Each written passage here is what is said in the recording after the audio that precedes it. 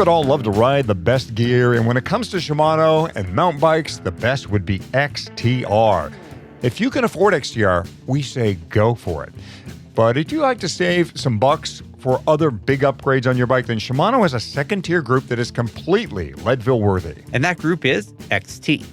All the technology you'll find in XTR without quite all of the cost. XT shifts and brakes just as well as its top-tier sibling. It just happens to weigh a couple more grams.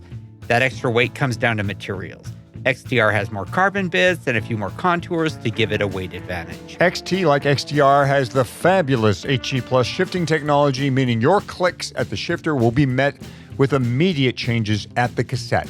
And even though our guest, Celine Yeager, told us in our climbing episode that you should avoid shifting under load, if you have to, and you have an HE Plus, you can actually get away with it, even when putting significant force through your pedals. I shift under load all the time. I don't know if I'm not supposed to, still do it. Works great. Love XT, love XTR. If your bike needs some upgrades for Leadville, we say, of course, the best is always, well, the best. But better will also get the job done just great. In the case of Shimano, better is XT. To see the entire mountain bike component lineup, check out bike.shimano.com. And thanks so much to Shimano for being the title sponsor of this show. 3, 2, 1.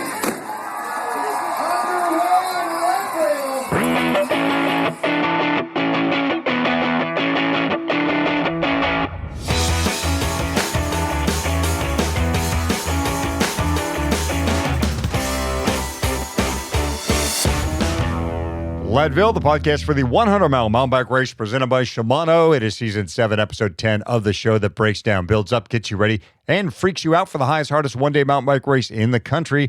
I'm Michael Houghton, hotted most. And I'm Fatty. One of the telltale signs of a bike that has raced the Leadville 100 is a thin little strip of paper or duct tape on the top tube with time splits written out in black Sharpie. And back in the old days, those splits were often rough estimates based on previous finishes and advice from strangers. But for today's Power Meter Racer, guesstimates simply won't do. We want it nailed down to the minute. Pipeline outbound in 2 hours? No, we want pipeline out in 1 hour, 58 minutes, and 22 seconds as a prediction. Precision, gosh darn, is what is going to get us to the finish line in time for our buckles. Well, to help us get it down to the second, we have on the show Dave Schell, who not only coaches Leadville racers, but is also an ambassador for Best Bike Split, an online tool that, when given accurate information, can predict split and finishing times. And here comes Eldon Nelson with 14 minutes to spare on that clock, the bragging rights and the heavy hardware. That's all you. Welcome back to your Leadville family and your finish line. Speaking of finishing times, we have Fatty's Finishing Tips, a nugget of Leadville information guaranteed to get you to the finish line or your money back. It's 5% less expensive than therapy. I don't know why I said that. It's free. I want to call attention to this episode to a real blind spot that I have. And this is in my own training I noticed this past weekend. And I think it's worth pointing out to our listeners, this is kind of a learn from Fatty's mistakes kind of tip, which honestly, Hottie, could be a full season's worth of content. This show focuses on the climbs of Leadville 100 most of the time. And that's as it should be, considering there are close to 12,000 feet of climbing in this race. But the fact is, this is an out and back course. And that means that there is also 12,000 feet of descending during the day. And that is easy to overlook.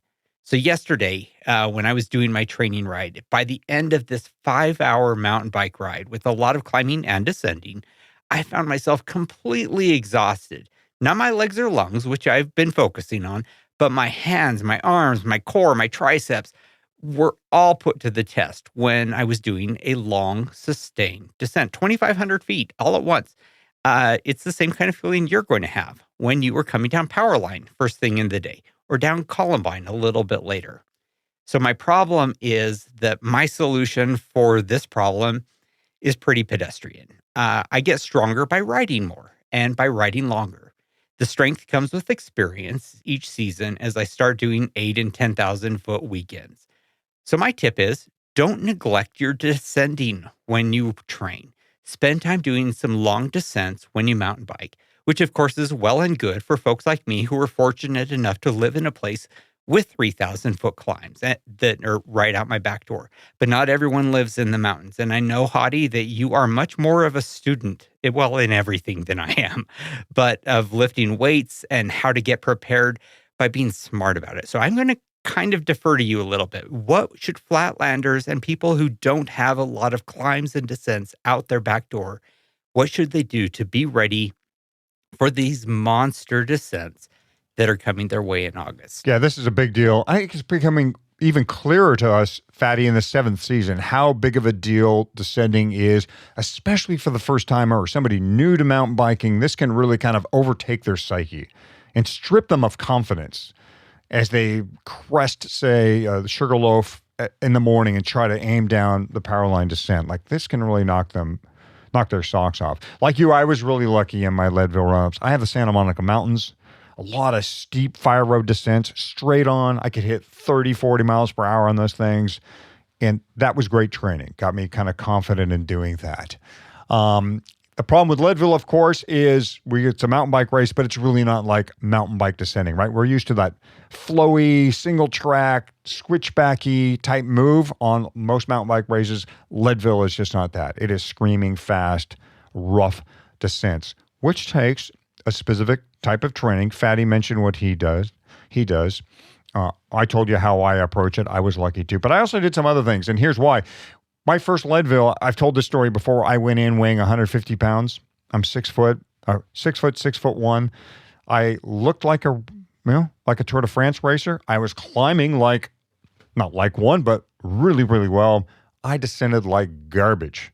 Not because I didn't know how to descend, because I just got thrashed. I got killed on there. So I vowed to come back in the following years, heavier, but stronger. And it helped. I got faster on the course, which is, I think, says a lot to what I'm going to prescribe to people. You got to remember just to get stronger, not just on the bike, but off the bike. I go become a stronger human being. It's going to help you. It's going to help you if you crash. It's going to help you handle the bike through the rough stuff, right? Full body strength is what you need. I'm not saying get bigger. I'm saying getting stronger. You're not being told to put on muscle. Just make what you have stronger and more responsive. Couple things, right? You want to just exercise all your good, big moving muscles, upper body included. I know we think we don't, right? We think it's all the legs. It's not.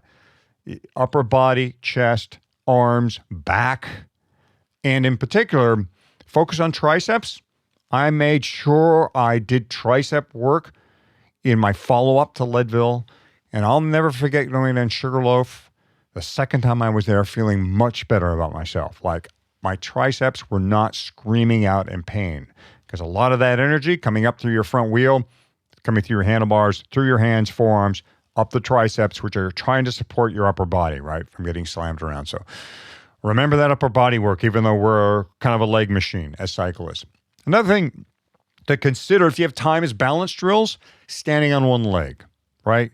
Using stability balls, using anything that can kind of challenge your balance, even if at home. You can stand on one leg at home, and just making sure that, you can, and maybe having your kid come up and push you a little bit, see if you can hold yourself, right? Anything where you can challenge your equilibrium, I think could also help you as, you're going to you're going to hurdle yourself down these very fast descents. You want to make sure that, you can move your bike side to side if needed around somebody or through a rock garden or around some type of pothole or what have you. So finally, I would say, if you can afford it, go see a skills coach. It's funny, skiers, when they start, a lot of them take lessons. I took a lesson when I went to learn how to ski, right? Because I knew what I was doing. Mountain bikers, we don't tend to do that because we all know how to ride a bike already. So we all figure, well, we'll just take this business off-road and we'll be able to ride off-road. But there is a skill involved. This is a skill sport. Even at a Leadville level, it involves skill to descend your mountain bike properly. There's proper placement of weight. There's attack position. There's a lot of things a skills coach like Lee McCormick, who we had on the show, a great interview we had on the show, talked about. Lee has skills clinics. He also has a great book. It's called Mastering Mountain Bike Skills, designed obviously specifically for mountain biking. I don't know what edition it's in now, but it's a terrific book. In addition to mountain bike skills and handling and turning, there's pedaling stuff in there too, but really good book. So I would say those three things, weightlifting, balance drills, and if need be, get a skills coach and go to a camp or a one-day thing and brush up on your skills there. Fantastic tips right there. I would like to offer a couple of gear-related bonus tips, if I may. Think about your contact points. We think about our hand contact points, probably less than any other contact point, but there is a lot going on there. I wear very non-padded gloves, which is counterintuitive to most people. But the thing is, those things bind up when you have the contact on your palms, like old school gloves. I wear a very thin glove now, although I do wear a glove just because I sweat buckets all the time and my hands slide around. I found a grip that I love. If you are just riding with some ESI grips and you love them, fine. If you are using them just because they came on your bike and you haven't taken the time to try something else out, look around, see if you like something like, Ergon makes some great grips. Specialized makes some great body geometry grips.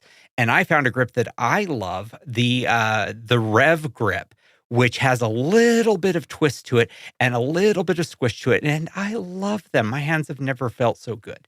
And then finally, think about your brake levers. Your brake levers don't have to be out as far as they come by default. You can bring your brake levers in a little bit. For my wife, when I finally actually dialed back the brake lever so it wasn't such a stretch for her to get her fingers on that lever, it made such a difference in how long she was able to ride a descent, holding on the brakes for quite a while without it really, just extending and, basically giving her a cramp on her forefingers as she was holding that grip for so long. So a few things that you can do to help with all of that stress that you're going to be putting on your hands during this big, long downhill. Fatty's finishing tip was a long one this time, Hottie, but it's a long descent, so it's worth it. Mm-hmm. Yeah. We've spoken about the use of gels in the Leadville 100 and how most racers will use gels to get most of their fuel. But the good old trusty gel is not great for everyone, especially when you consider how many gels it takes to fuel your day at Leadville. I'm up to around 20. It's why the feed offers a number of high-carb drink mixes. Scratch has its new Super Fuel that Dr. Alan Lim told us about on this show last season. Never Second, who we interviewed this season, also has a high-carb drink mix. And a company that is also making waves in this category also has an interesting mix. Precision Hydration has a drinks mix that can put anywhere from 30 to 120 grams of carbohydrates in your bottle. That's amazing flexibility. Plus, the mix has no sodium. That's right, no sodium. Why no sodium? Precision Hydration believes that since every athlete has individual needs in this area, it's best to leave it to them to decide how much goes in each bottle, and you can do that via the company's electrolyte capsules. So if you're looking for an alternative to gels, check out the feed and the high-carb drink mixes it has. If you do make an order with the feed, you can claim your $80 annual credit at thefeed.com/Leadville. Register your email, verify your phone number, then start spending your feed credits of $20 every quarter right away. Our store for this season's DNA podcast jersey and t-shirt has officially closed, but it is not too late for you to make something of your own. DNA can still get it done in time for Leadville, but you want to move fast. Yep, the lead time is a couple months, and if you lean on the DNA design team, you can expedite the process. Give them a few ideas, tell them which model of jersey and bibs you'd like to use, and they'll get some samples turned around in a jiffy. That's how Fatty and I did it, and it can work for you too. Yeah, so if you're stumped for ideas, allow us to suggest a couple. How about Leadville, the ultimate eating contest? Or meet me at 6th and Harrison. Oh, instructions. I like that. Yeah. Or how about this one, Hottie? Dig deep. And if that doesn't work, dig deeper. Ooh, I like that one. Here's one. I'm looking for the red carpet. Or I have a belt. I need a buckle. Whatever you're saying, DNA can get it on a jersey, and then you can open your own store. Just go to dnacycling.com to learn more and be sure to tell them the Leadville podcast sent you. This episode's feature is about figuring out your finishing time within a couple of minutes. It involves using an intriguing online predictive tool that, in addition to estimating your time home, it can also map out your time to Pipeline, to Twin Lakes, to Columbine, and more. Yeah, maybe you've heard of Best Bike Split. Well, it is the tool that its engineers say can help you map out a precise plan for your Leadville 100. To help explain how it works, we have with us Dave Schell. In addition to owning Kaizen Endurance Coaching, Dave is also part of the Best Bike Split team and has used this tool with Leadville racers. This is an informative interview with a special offer for our podcast listeners.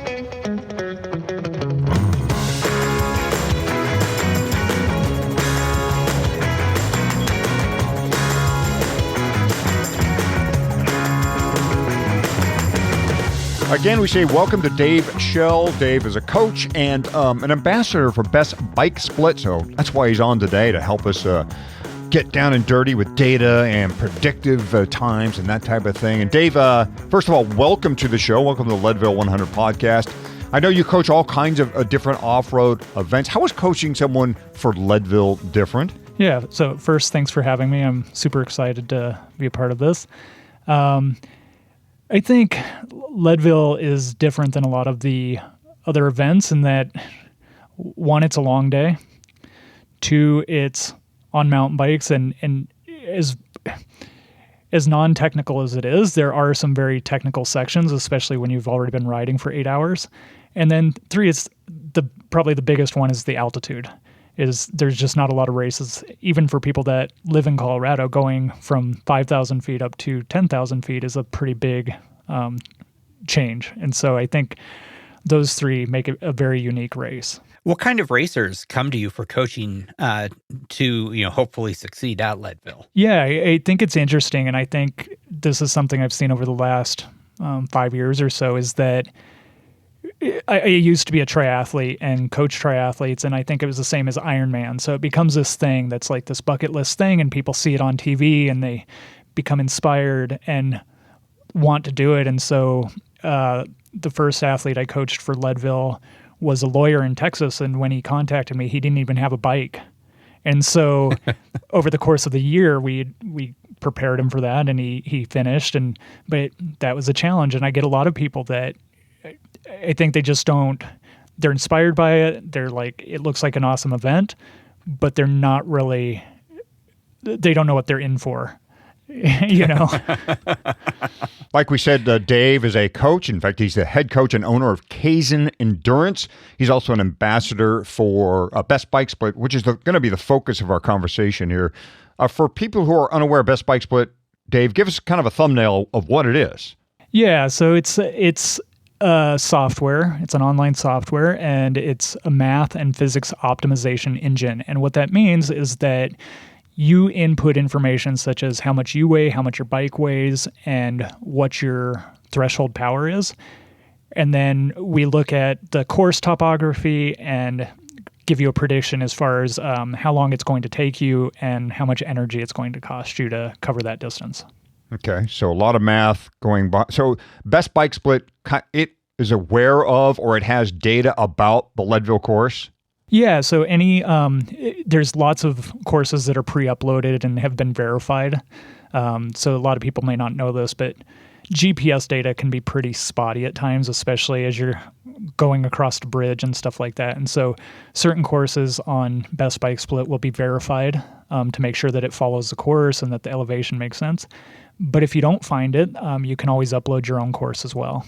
And so what have race results told you about the accuracy of Best Bike Split? I don't think it was last year. I think it was the previous year. I had 3 or 4 athletes do it, and my prediction came in within 1 to 2 minutes on 3 of them. And what you'll see with Best Bike Split is, first and foremost, it was made for time trial, and then that kind of extended to triathlon, where a lot of the variables are very controlled. It's a very straight course, you're riding a time trial bike, things like that. And so with off-road events, there's a lot of variables that if you're trying to compare segment to segment, it's probably not going to match up great. But over the course of 105 miles, it all kind of comes out in the wash. And so if you know how to adjust for those variables, then you're going to get very close over the entire race. I can see how it would be valuable to give you a prediction of maybe how you might do at Leadville. But I imagine that also the more valuable or useful or accurate data that you have, the better it's going to help you at predicting or analyzing any of your rides or races. So what do I need in order for Best Bike Split to be able to give me useful information back? Yeah, ideally you would have a bike with a power meter on it. And that's really what it was created for. And for people that aren't familiar with what a power meter is, typically it's going to be in your bottom or your crankset, or maybe your pedals or something like that. And it's measuring the work you do. And the reason it's going to be better than just using heart rate or perceived effort or something like that is that it's a rate of mechanical work. And so that we can see like how much that's going to propel you over the course based on physics and things like that. So if you don't have a power meter on your bike, I know a lot of people have smart trainers these days. You can always like take the data from inside on the trainer and then try to extrapolate that to outside. Now, you won't be able to kind of follow the plan as you typically would if you had a power meter on your bike, but I think the bigger or maybe as big of a benefit of this is being able to know confidently that you're going to make the cutoffs and what you need to do to make those cutoffs. And so it can give you some time goals and help you plan your nutrition based on how long you're going to be out there. Yeah, the other thing I guess about Best Bike Split is in addition to predicting your time and kind of allowing you to make adjustments as you train to see how your time would change. In other words, if you lost weight or if you got better tires or if you increased your FTP, Best Bike Split can show you how that would affect your overall time. BBS also can give you a race day strategy. Am I correct there? Correct. And at the moment, there's a couple different ways to do it. One, it would give you a power plan that you could upload to your Garmin or other bike computer, and it would tell you segment by segment what your power should be for each of those. The one that I typically use with my athletes is called the cheat sheet. And so it just gives you something that you can print out and tape to your top tube. And it tells you, okay, on a flat, you want to aim for this. Into a headwind, aim for this power. If you're going up a steep climb, aim for this. And so that, I think, allows for more flexibility. And I even take it a step further, and I kind of just break the course into sections and tell the athlete, okay, this is, if we're doing RPE, which is rate of perceived effort, this is what we're looking for on these climbs. This is what we're looking for on the flats. Best Bike Split, going back to your question about, if you didn't have a power meter on your bike, it also has speed-based targets. And so it'd tell you on climbs, try to average this speed. On flats, try to average this speed. So really, it's a tool for what has been the real drumbeat theme this season, Hottie. It's a tool that helps you quantify and set reasonable targets for your pacing. Exactly. And I think we were talking offline about a lot of people kind of just sign up for Leadville and just train and kind of show up and do it. And because of the things we talked about, what makes this a unique race, a lot of times that strategy isn't going to work. And so Best Bike Split can show you, are you on target? Are you below target? And then what kind of changes can you make to bridge that gap? And so I had done a case study on an athlete that I worked with, and he missed the cutoff the first year he did it. And so the changes we made the next year were getting a lighter bike, increasing his FTP, things like that. And then he was able to make it the next year. And so, as you had mentioned, you can kind of in real time, and so this is how I like to use it with my athletes, is if we start working together, I can look at your power and see where you're at today, and then we can put that in Best Bike Split and model it and say, okay, if you race today, this is likely what your time would be. And then it gives us kind of a roadmap to success over the next 6 months. 5 months. So give us the date. What do we need? Like what kind of walk us through? I know this is audio only, and really people should go to Best Bike Split and have a look at it if they're interested. But what are some of the things we're inputting about ourselves and our equipment? Yeah, the biggest thing, and there's kind of different levels, but it's like the biggest thing you're going to input is how much do you weigh? What is your functional threshold power, which is the kind of like high sustainable power you can maintain for around 30 to 60 minutes? And then how much does your bike weigh? There are presets, so you can select mountain bike and it will put in some default presets. As you dig it deeper into that, it's going to ask for CDA, which is your coefficient of drag area, which is how aerodynamic you are. It's going to ask for your rolling resistance, which is how much energy it takes to turn your tires over, things like that. And as you start to learn and as you start to dial things in, you can really tweak those. But I think just putting in the default mountain bike is a great place to start. Then the next thing, it's going to look at the weather. And it's really advanced in the weather in that it looks at different weather stations along the course based on your predicted time. So meaning that if the weather changes or if the wind direction changes halfway through the race, it should pick that up. And so it looks at the course, it looks at the weather based on the GPS for the course. And then the last thing is you put in either your goal time. So if you are somebody trying to get the big buckle and you say, okay, I want to shoot for 8:45, you can put that in there, and then it's going to give you what the targets would be required to hit that. And then it might tell you, okay, maybe that's not realistic this year, or you can say, okay, this is what I can currently hold. So based on what I can currently hold, what does that mean for my time? So a couple different ways, either, start with the end and back out, or start with the beginning and go forward. So you can get super nerdy with this. I mean, if measuring my CDA, measuring my rolling resistance, measuring, everything, it will do that.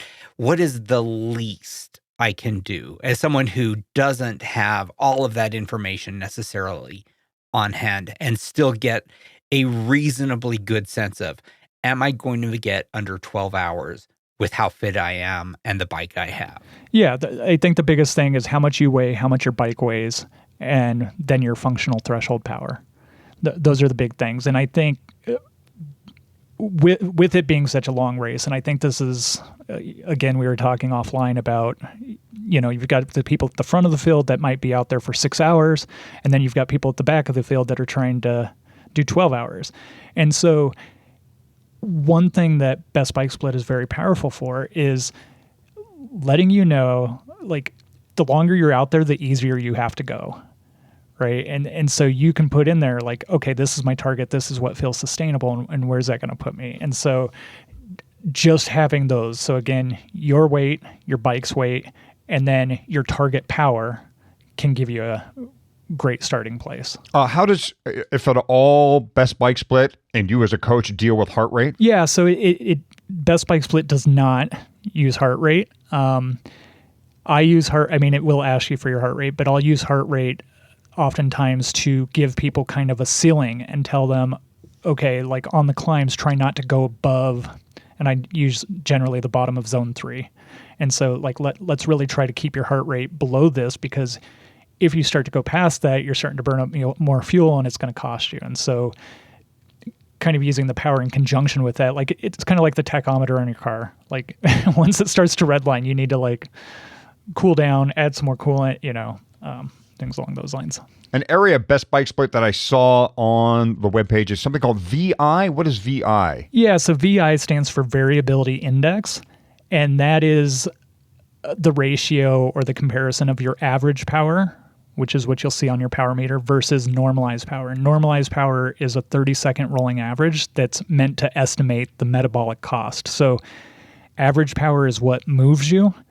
Normalized power is what it feels like. And so in mountain bike race, just to give you an idea, so in a time trial, generally it's going to be very steadily paced, and there's going to be constant pressure on the pedals, and your average power is going to be very close to your normalized power. And so you might end up with a variability index of 1.0 or 1.05, meaning they're essentially the same. For a mountain bike, there's going to be a lot of climbs and a lot of descending and coasting and a lot of variability. And so your average power might be, and I'm just tossing out numbers here, let's say your average power is 150, but your normalized power is 200. That might be a variability index of 1.3. And that just says that it was very variable. And so even though you only did 200 watts, it felt like to your body 230 watts. I mean, I guess what I'm asking you, what does that mean to the user, the rider? Yes, so it doesn't mean much to them. It can help you in preparing for a certain event. So if you already have a power meter and you're out like doing some training rides and stuff like that, or if you've raced Leadville in the past and you know that your VI, your variability index, is going to be 1.3, then you need to go do training rides that are as variable to prepare your muscles for that. You know, we've had several people come on, and more people about to come on this show, who have talked about how to set a pacing plan using a power meter at Leadville. And the general thinking is this: you take your sea level FTP, right? You lower it to 80% of that number. Then you try to ride at 70% of your adjusted FTP. Is Best Bike Split kind of in that same neighborhood? Do those two jive? Yeah, and I think those people maybe approach it a little bit differently than I have in the past. Best Bike Split will account for your training elevation. So you input, if somebody's coming from sea level and says that they're racing at 10,000 feet, it's going to make those adjustments based on that. Based on my experience, a lot of times, again, it comes down to how long you're going to be out there. And so a lower power athlete is going for that 12-hour cutoff. Higher power athlete is they're going to be pushing the pace a bit more. And so for me, I'm either really looking at like a recovery pace. Can you complete the course at a recovery pace, which would be about 55 to 60% of FTP, functional threshold power? Or Best Bike Split also has an option to use training stress score, which is a way to quantify the intensity and duration of any given workout. And so if you think about, you have a budget for this race, how are you going to apply that budget? And so in my experience, around 400 TSS or 400 training stress score seems to be what people can handle for that race. And so you could actually plug in 400 TSS and then it will spit out what that means for you in terms of power and duration. So does or can BBS accommodate for real world conditions, or does it think about you're on the Leadville course on a perfect day and it's empty? You know, when in real life, of course, there are 1,600 of us around. Sometimes you get bottled up behind people. You have to get off and walk because you've been going 80 miles and power line is just not doable when I'm that tired. Does it look at other people's results and say, oh, okay, here people tend to go a lot slower than what their FTP might indicate they could or should? It doesn't yet. That's certainly something we've talked about in the future. But when I'm setting up a racing plan for somebody, I try to build in 15 to 20 minutes of buffer time for exactly that, for stop time, for nature breaks, for walking up Columbine. It's like, so, and that goes back to what I was saying in the beginning about, if we're looking segment by segment, it's probably not going to match up perfectly, but over the course of 105 miles, it will kind of come out in the wash. And the way I've used that with athletes is we're trying to hone in or dial in the plan for them is if somebody's gone up to the Leadville camp, then we can actually practice it. And we say, okay, I want you to do this much power on day one. I want you to aim for this much power on the climb. And then I want you to aim for this the next day. And so then we kind of look at that and say, okay, Best Bike Split said you were going to do this. This is what you've actually done. How do we adjust that? So was it because you didn't do the power, or is it something with our settings that we need to dial in a little bit? So if I have a previous Leadville finish, or a DNF for that matter, does that help with the predictive analysis? Absolutely. And so, yeah, in that case, then you could upload that and then you can see, well, this is what my computer said I did. So I plug in that information to Best Bike Split, and then we can see what time it spits out. And if it's wildly off, we know we need to make the adjustment so that something about it was off. And so I think here is a good place to mention that because we are dealing with physics, not every power meter is 100% accurate. We're estimating power. And so some are more accurate than others. And so that might be an adjustment where if the power you're recording says you should have done a climb in 20 minutes, but it actually was 25 minutes, then maybe it's reading a little bit high. And so rather than that being a hit to your ego, it's more information and lets you know that you need to adjust that so you have better information to work off of. Things like aerodynamics and rolling resistance can be a little bit of black magic, especially for the first timer out there or somebody new to mountain or cycling, period. But they can be really important. Like somebody changes their tires going into the race and they said, I'm going to try these Kendas instead of those Maxxis tires, whatever, right? So how big of a deal are those two data points for, predicting your time and laying out a race plan? So I would say the aerodynamics or the CDA is the bigger issue of the two. And while rolling resistance does have an impact, it has less of an impact than aerodynamics. And the reason why is that there's a road descent where you're going very fast.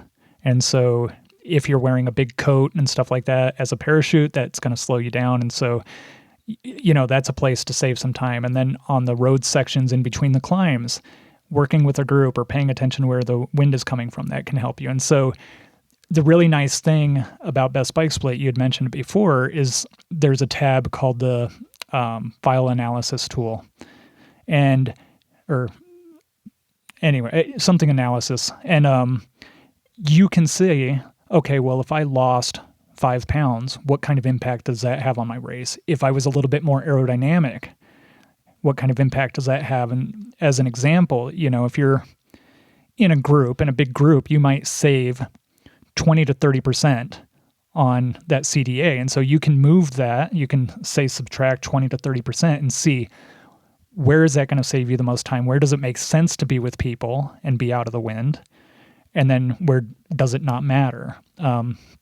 And then also same thing with rolling resistance. And I really like to use it because everybody wants to buy speed. And so everybody wants a lighter bike or something like that. And so you can show them 2 pounds probably isn't going to make that big a difference over the course of the race. But if you can increase your power by 5% or 5 watts or 10 watts, that's going to have a much bigger impact. Envy has dropped another new bike, but unfortunately for you, Fatty, it is not a mountain bike. It is another drop bar bike. I know your favorite carbon component company is leaving you hanging as you continue to hope for a mountain bike from Envy. I am going to be just fine. I've actually got a custom titanium bike on the way. It is being built right now, a Firefly, and I'm super excited about it. It will be decked out to be as close to an Envy bike as it can be without having an Envy frame. It's going to be great. Wheels, bar, post, and stem. My Firefly bike is going to be very enviable. I'm interested in the new Envy bike that you were talking about, Hadi, because who knows? I could need a new bike with curly bars soon. Well, it is the fray, as in entering the fray. Envy says it is an endurance road bike, something more upright than the Melee, but not as off-road worthy as the Envy Mog. The Fray will clear up to 40mm tires with the sweet spot around 35. So the Fray leans more tarmac when it comes to clearance, but it does so without asking the rider to bend over and reach for the bars like a World Tour rider. And really, the Fray's geometry has the kind of stack and reach that most of us should be riding. Yeah, I will admit that race geometry found in most performance road bikes is one of the reasons I am not riding road bikes all that much anymore. But I do still love drop bar bikes, so I will be giving the Fray a look, and you can too. Check out the Fray and all of Envy's bikes at enve.com. More with Dave Schell and Best Bike Split, and at the end, listen for an offer for our listeners. Can I ask you a couple of questions as someone who has coached a lot of folks and knows the course and uses Best Bike Split, how much faster would I be 5 pounds lighter? It's hard to say. I was just talking to somebody about this the other day, but I'm not going to use Leadville as an example, but there's a mountain bike race that I do, and I bought a new mountain bike last year, and Yeti just came out with the new versions. It's 2.5 pounds lighter, and it's so tempting for me to go get this new version. But I use it, and it shows me that over the course of 60 miles, it would save me about 20 or 30 seconds, Not a lot. Right. And so it's hard to justify that. Whereas if I just trained a little bit more and could increase my power by 5 watts, that would probably add up to like 5 minutes. So, I mean, that's a pretty important key learning right there, right? That to become faster, become more powerful, as opposed to worry about the ounces and, and a couple of pounds. Obviously, losing a lot of weight. If I come to Leadville at, there were years where I came close to 200 pounds versus other years where I came in closer to 160 pounds. Obviously, I was a lot faster, 40 pounds lighter. I mean, but it takes a significant weight loss to make a significant speed difference. Is that your experience? I mean, looking at both this tool and your own coaching experience? Yeah, absolutely. And one thing that I think people lose sight of a lot of times is typically people are always looking at the bike.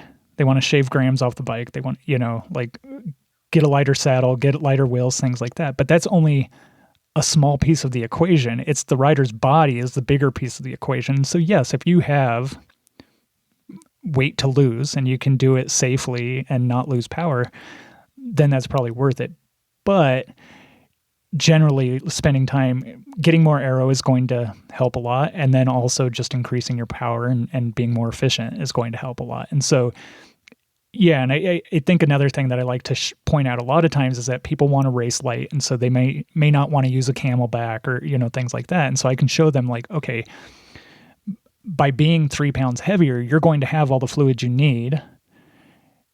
And if that prevents you from running out of water in between aid stations or, like getting dehydrated, which is going to decrease your power, then it's probably worth it to give a little weight. And what goes up must come down too. So you're not just losing time because you're going to descend faster with that extra weight as well. I mean, there's something to be said about the mental marginal gains, right? You get a slick bike, fast bike, light bike. You look, you get, juiced up about that kind of stuff, man. It looks fast. I'm fast, right? Absolutely. So there's something there. And if it makes you feel good, it makes you feel good. Get the lighter, faster bike. We're not opposed to that at all. But you got to put some logic behind it, put some science, put some data behind it too when you make those decisions. Regarding changes, though, Dave, are these changes, like, for instance, in weight or CRR or aerodynamics, are they linear? In other words, as you make changes, do you see improvements in a linear fashion or declines in a linear fashion? Or is there a sudden upsweep in when you make any type of change? FTP, weight, how does that map out? Yeah, that's a hard one. With aerodynamics, it's typically exponential. And so the faster you go, the harder it is to overcome the wind resistance. And so again, if you're descending at 30 or 40 miles an hour on that road section, like the more aerodynamic you can be, the bigger the gains are going to be. Whereas rolling resistance increases in a linear fashion. And so the gains you make there just aren't going to have as big of an impact, and especially when you're on a bunch of different surfaces. So what might be a really fast tire on tarmac may not be as fast on dirt and stuff like that. And so it like comes out on the wash or comes out in the wash. And that's why I always tell athletes, it's like the fastest tire is the one that you're confident on, that you know how it's going to behave, and that you're not going to get punctures. And so finding something rather than going for the lightest tire or the fastest rolling tire that maybe doesn't have the best puncture resistance, like if you're on the side of the road fixing a flat, then you lost all that marginal gains anyway. Yeah. Which is why it's probably not a bad idea to have a coach between best bike split and the end user, right? So you can say, great, those tires are faster, or great, you lose a lot of weight, but you're losing a lot of power too, right? I mean, there's always that but in there that maybe needs to be clarified. Hey, going back to the website, there's a couple other things on here under advanced settings people may see. Altitude power adjustment. Do they want to turn that on, or how do they use that? Yeah, that's a perfect question. So that is something that I don't use because I'm typically doing those adjustments in my head for the athlete. But if it's somebody using it themselves, then I would definitely take a look at it and see how it's going to impact it. It's not going to be 100% accurate because you're an individual, but in general, it's going to be pretty close. One thing we haven't talked about with Best Bike Split is this ability to kind of clone a race plan and then do a what-if analysis. So as we were talking about getting more aero, having faster rolling tires, or looking at the effective altitude, we can clone a race and we can say, okay, well, if I was 5 pounds lighter or if I had these faster wheels, how does that compare to my current setup? And then you can look at it side by side and see where those gains are. I love that, doing what if comparisons and seeing where the gains are. So could you hypothetically, just for fun, could you take the Leadville race and put it at sea level and see how much faster I would be if this race were not at 10,000 feet? I'm real interested in that.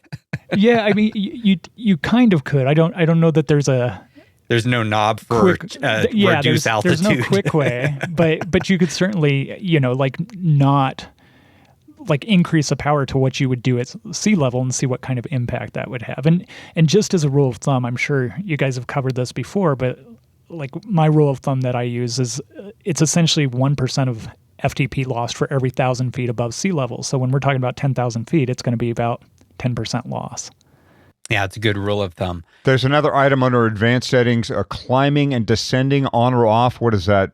We climb and descend, but I think there's probably something more to it. Yeah, exactly. And that's an important setting too for mountain bike is a lot of times because Best Bike Split's using physics, it's going to put your descent speed as fast as you would descend based on how much you weigh and things like that. But there's also a confidence component to this. And so if somebody's not confident going 40 miles an hour down pipeline, then we need to set a cap. And so generally I'm setting the descending speeds at 25 miles an hour for a confident athlete. I'll also say that Best Bike Split, one of the settings it has is it asks, what is your experience level? And it assumes that a more novice athlete is going to be less confident descending versus a professional is going to take more risk and carry more speed through the turns and things like that. So as we've been talking, my perception of Best Bike Split, which I am not all of that familiar with other than, as a big concept, has evolved a little bit. I was approaching this conversation from the perspective that this might be something any racer might be able to take advantage of. As we talk more, I'm beginning to think this is really a tool for coaches who can take information from their athletes and use it as a tool to help their athletes get better. So, I mean, if you're self-coaching, that's one thing, but it sounds like something that really coaches can use to identify places for improvement in their clients. Is that more or less accurate? Yeah, I think it's for both. And there certainly is a bit of a price of entry. You do have to be familiar with some power concepts and some of those things, but we try to make it as easy as possible and try to have some of those presettings in there. But the more knowledgeable you are, the more accurate and the more dialed in you're going to be able to make it. And so I would say a good starting point, there's a link, and maybe you guys can include it with the show notes or whatever, but you can actually go in there, it'll have the Leadville race already up, it'll have everything set in, and then you can just change the power and the weight and get a pretty good starting point of what your time might be. And then if you want to dive deeper, then you could create a free account and create your own bike and, things like that. But that's a great place to just kind of get an idea of where you're at. So sort of as a coach who has coached Leadville athletes, and who has a lot of experience with this tool, where are places you've identified using this tool and just using your coaching that most racers and most people who are like our audience, who are looking for a particular time but aren't really looking for a podium spot, where can they improve? Probably the three big things that I see with this race, and especially with a newer racer, is one, going out too hot, meaning starting too hard. So typically you're going to be rested, you're going to be excited. There's lots of people out there. It's hard not to get caught up in the hoopla. And the problem is at 10,000 feet, if you go out too hard, you're going to be paying for it a lot. The second thing is nutrition. It's an eating contest. And to me, two of the biggest keys to success for this are pacing and staying on top of nutrition. Because if you don't, again, you get in a hole and it's really hard to crawl out of that. And so you really have to practice eating and eating a lot, because eating sugar for 12 hours takes a toll on your stomach.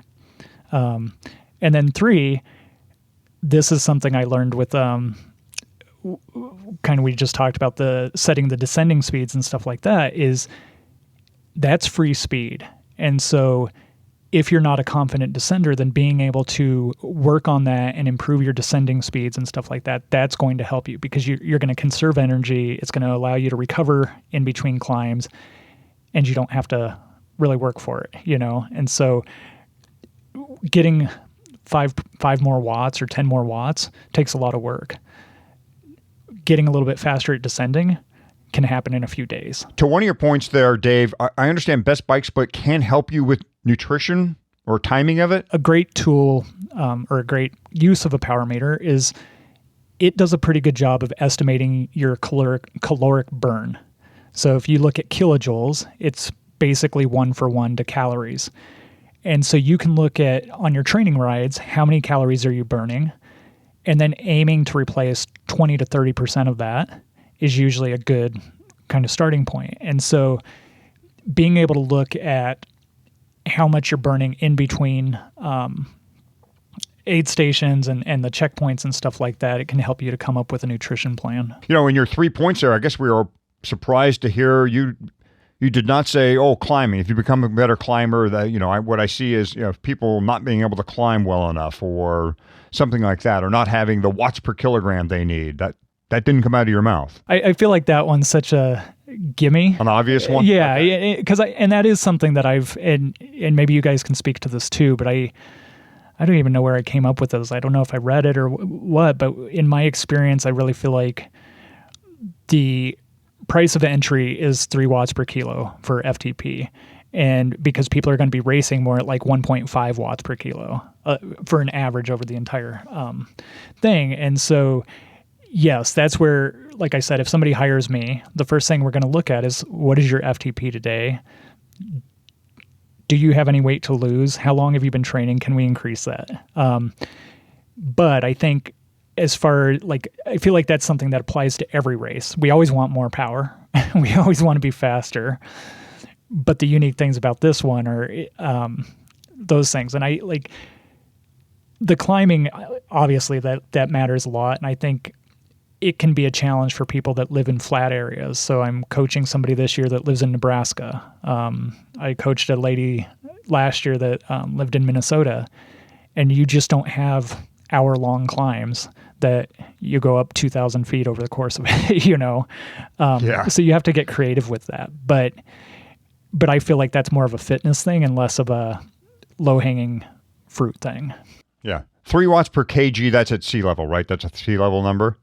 Yeah, and I've just used it broadly. Okay, yeah. Right.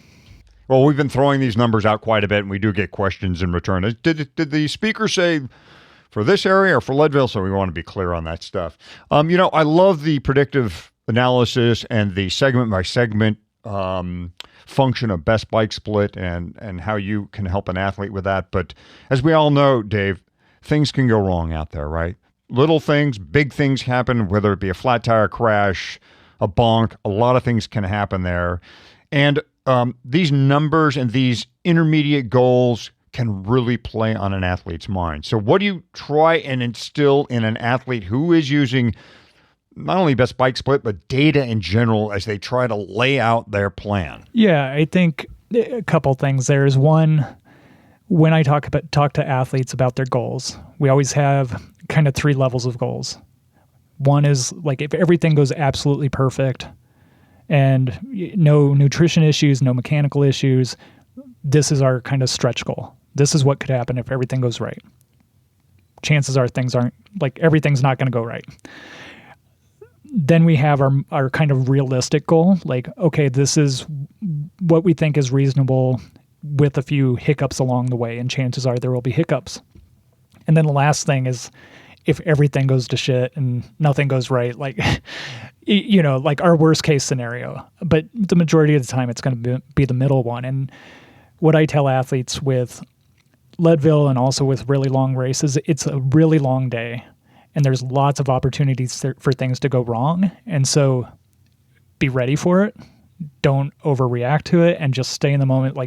Do your best in that moment, whatever that happens to be. And there's going to be dark moments, And if you just keep moving forward, you'll get out of it and have some of those highs again. What's your coaching advice on making up time should something go wrong? I generally, because it's such a long day, I know how people can get into, they've had these targets in their heads, and if you start getting a few minutes behind, things like that, it can just become a downward spiral. And so I think it's really goes back to that process goal and just being in the moment and doing your best in that moment. And one of the things that I used to use, as an athlete, one of my favorite quotes is from Steve Prefontaine, that to give anything less than your best is to sacrifice the gift. And so for me, when I was in those dark moments and stuff, I would just ask myself, is this the best I have right now? And if I could honestly say yes, great, I'm doing my job.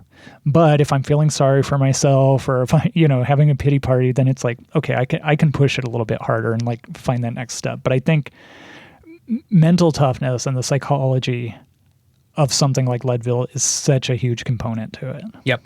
I really love the idea you mentioned at the beginning of this conversation, that putting on your top tube essentially your process targets as opposed to a time target. That is, during this part of the race, you should be putting out this number of watts, or you should be going at this speed if you don't have a power meter. Trying to chase a makeup time to the pipeline just puts you in a bad spot for when you hit the power line, man. It's just absolutely the way it is.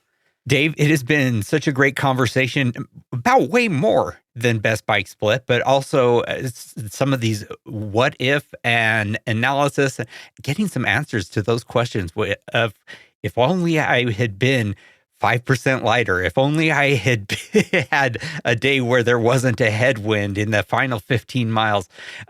It sounds like Best Bike Split will help us get some of that closure. Thanks for being on the show. Yeah, thanks for having me. It was a pleasure. And I would encourage your listeners to take a look at it. Definitely take a look at the preloaded race plan for Leadville and play with it a bit. And then if they have questions, I'm always happy to ask or answer them, and can reach out to Best Bike Split as well.